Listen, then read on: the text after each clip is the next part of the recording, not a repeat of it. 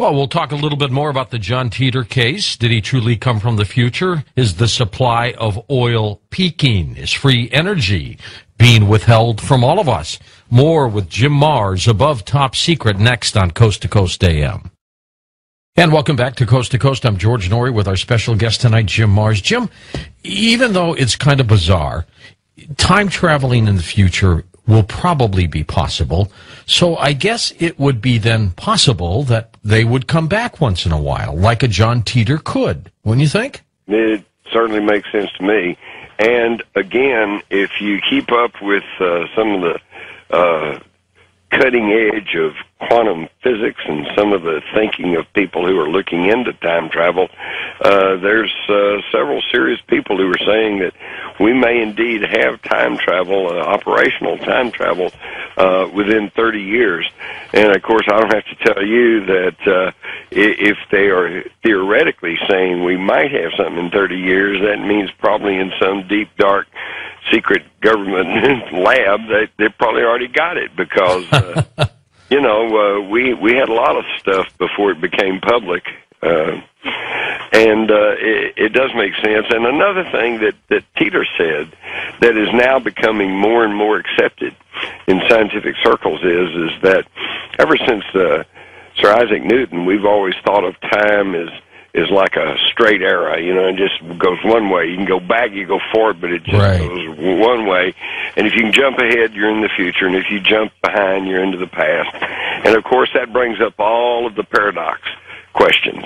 If you did go in a time machine and you went back to the 1800s and you showed them how to make a car, and they accidentally ran over a person and killed him, and that happened to be your great-great-grandfather, are you going to exist? You know, the grandfather paradox. Exactly. So, but he addressed this, and he says what a lot of people are coming to, which is, and scientists also, that we live in a multiverse, that there is a whole myriad number of timelines. This is a bad analogy, but like an old 33 RPM record, okay, with all these grooves, and every groove represents another timeline. Now, the problem is we are like the phonograph needle. We're only in one groove, so that's the only one we know about. And we hadn't quite figured out that all these other grooves exist, much less how to jump from one groove to another. But if you've ever accidentally bumps up against an old phonograph and it goes and it skeets over, you're in a different groove, right? So theoretically, you could get into a separate timeline, and then this takes care of the paradoxes, because in the timeline where you go back and you run over your great-grandfather or grandfather, then in that timeline maybe you don't exist, but then there's other timelines where you do exist, and things continue to be pretty much as you knew them to be. So I don't know, it's a fascinating thing, and I know for certain that there are people working on this, and unfortunately this gets into an area which probably is of great interest to the military and to the intelligence community, so we really are not getting the full spectrum of knowledge or experimentation that's taking place. Jim, a few months ago here in the St. Louis area, happens when I'm in Los Angeles as well, I filled up my car, $60 for gasoline. $60. Really? Now it costs me $17. What's going on? Well, it kind of makes a mockery out of this idea about peak oil, doesn't it? Yeah, it does. If we're running out of oil, then why is the price back down low? And of course, they'll give you all kinds of rationales about it. But of course, it was all phony anyway.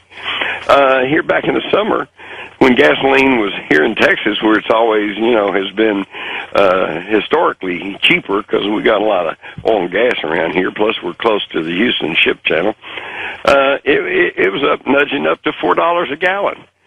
And yet, at that very time, and a lot of people thought that was because we were having some sort of a shortage of gasoline, but that's not the case, because I checked with people down in Houston. They said the tank farms down there were full, and that I even heard from an oil company executive that there were tankers steaming around in circles out in the Gulf of Mexico because they didn't have any place to come in and offload the gasoline.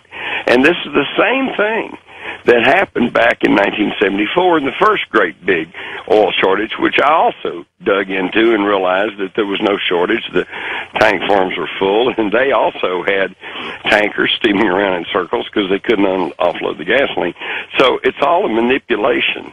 It's all a manipulation. But if indeed oil is peaking, there's no more, we're going to run out, then why are we suddenly seeing $1.60 a gallon gasoline? That's what it's down here in the little town near where I live. It's $1.60. You know what? And you know what's so sad, Jim, for the automobile industry? This is the point where cars should be selling like hotcakes when gasoline is this low. Right. And it's not happening anymore. Well, nobody's got any money because there's no more credit.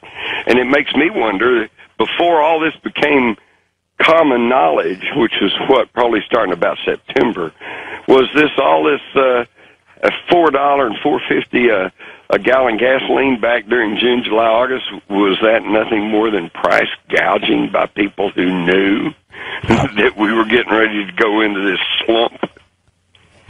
So they made their profits while they could. Exactly. In fact, don't hold me to this because I'm a little hazy on this, but I'm almost sure I read that I think it was XVII that recorded record profits. Record profits in the billions. In the billions. Yeah. So see, folks, we're just getting jacked around. We really are, and it's by the same financial elite that brought you the Great Depression. And the crash of the stock market in 1929. But see, George, and I think you'll agree with me on this, it's like the philosopher George Santayana said, those who do not learn from history are doomed to repeat it. And we're just repeating it now. Over and over again. Because nobody goes back and pays attention to what's happened before. And when people like me try to tell them, look, it happened before and it's the same bunch and they're doing it again, well, I'm just a conspiracy theorist. However, remember my motto, George. If you can prove it, it's not a theory. That's right. And you looked into also, as we've talked about in this show, oil fields that somehow were depleted are replenishing again. That's true. That's true. And there is a growing belief in scientific circles, particularly in other countries where the science is not so wedded to the gas and oil lobby, that this whole idea we've been taught about fossil fuel, that it's dinosaurs and ancient tropical forests that have been mushed under the ground for millions of years and it creates oil. Apparently that's not really the case. They think that oil now, because they found oil in strata that does not go back that far and that does not have any record of having organic matter there. And so they're now believing that oil is, I don't know, you might call it the Earth's blood, or it's the product of some sort of a hydrogen cracking process that takes place deep within the Earth, and this oil seeps up, and as it seeps up, it fills into caverns and underground caves and passages and stuff. And this is why back in the 1800s, when they first realized that oil was something that was profitable and something they were going to need in the industrial age, and they began to scientifically try to study oil, they found organic matter in it, and that's where the idea came from that, well, it must be just compressed dinosaurs, animal life, and plants. But they are now realizing that very well may not be the case. But I'll tell you something, George, I really don't want to go there, and I don't want to try to push the idea that we're awash in oil, even though that seems to be the case, because we are choking ourselves to death as a society on the pollution from oil and gas. We really do need to go to more to cleaner and more efficient fuel sources. And less depending on fuel sources. Absolutely. There's always going to be a need for oil because a lot of people don't even realize we need oil to make plastics. We need oil to make clothing. We need petroleum to do all kinds of. We need petroleum to make medicines. There will always be a demand for petroleum, but there's no real reason that we should be polluting the air burning it and